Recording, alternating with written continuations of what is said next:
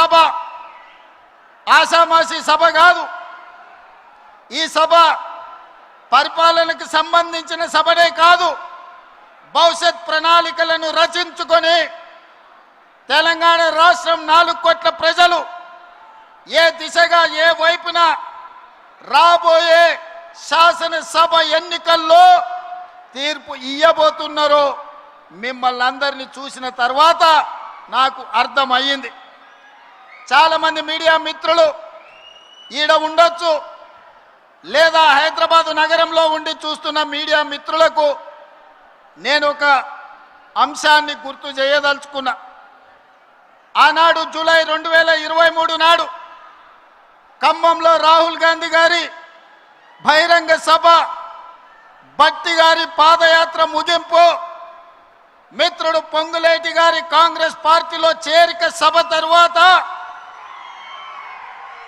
గాంధీ భవన్లో పాత్రికేయ మిత్రులు నన్ను కలిసిండ్రు.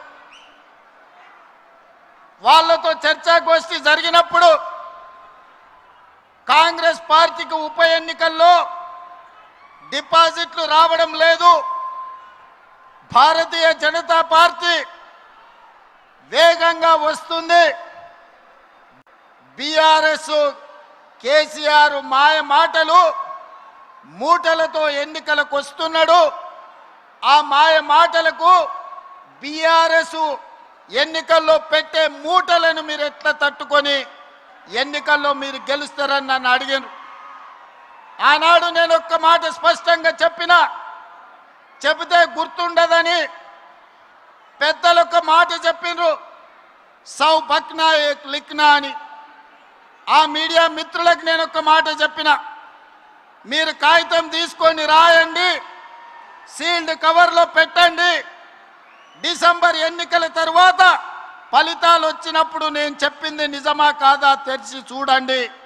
ఈరోజు నేను చెబుతున్నా అని ఆనాడు ఒక మాట చెప్పిన. మీడియా మిత్రులకు నేను ఇవాళ గుర్తు చేయదలుచుకున్నా. ఖమ్మం మీడియా మిత్రులు, హైదరాబాద్ గాంధీ భవన్ మీడియా సోదరులను మీరు అడిగి తెలుసుకోండి నేను చెప్పింది నిజమా కాదా. ఆనాడు నేను ఒక్క మాట చెప్పిన, రాబోయే ఎన్నికల్లో ఖమ్మం సభ చూసిన తర్వాత కాంగ్రెస్ పార్టీకి 65 ఎమ్మెల్యేలు గెలుస్తారు, సిపిఐ పార్టీ 1 సీటు గెలుస్తుంది, బీజేపీ 8 నుంచి 9 సీట్లు గెలుస్తాయి, ఎంఐఎం 7 లేక 6 సీట్లు గెలుస్తాయి, మిగిలినవి మాత్రమే కేసీఆర్ భజన పరులు గెలుస్తారని నేను చెప్పిన. డిసెంబర్ 3, 2023 నాటి ఫలితాలు 64 సీట్లు కాంగ్రెస్ పార్టీ గెలిచింది, 1 సీటు సిపిఐ గెలిచింది. కానీ ఆ తర్వాత 1 సీటు తగ్గితే ఉప ఎన్నికల్లో తెలంగాణ ప్రజలు 2 సీట్లు ఇచ్చిండ్రు. గణేష్ని కంటోన్మెంట్లో గెలిపించిండ్రు, నవీన్ యాదవ్ను జూబ్లీహిల్స్ గెలిపించి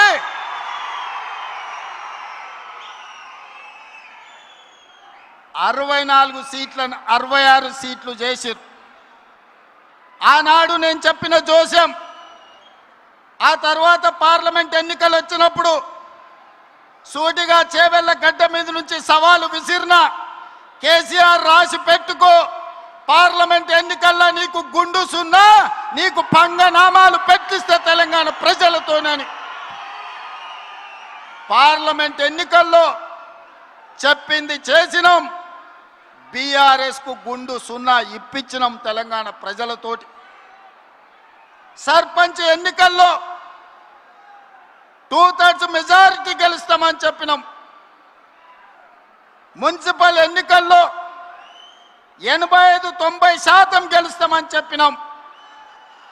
ఆనాటి 2023 ప్రభుత్వ ఏర్పాటు నుంచి మొదలు పెడితే పార్లమెంట్ ఎన్నికలు కావచ్చు, పంచాయతీ ఎన్నికలు కావచ్చు, మున్సిపల్ ఎన్నికలు కావచ్చు, తెలంగాణ ప్రజలు కోరుకున్నదే, తెలంగాణ ప్రజల గుండె చప్పుడు ఇన్న ఈ ప్రజా ప్రభుత్వం చెప్పింది చెప్పినట్టుగా ప్రజా తీర్పుని ఇప్పించడం ద్వారా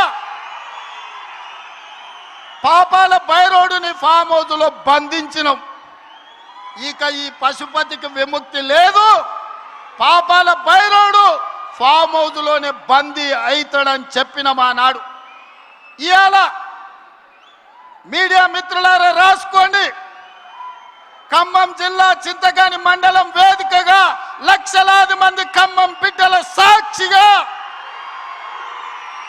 భవిష్యత్తు చరిత్రను, జరగబోయే కురుక్షేత్రాన్ని ఈ వేదిక నుంచే నేను చెప్పదలుచుకున్నా.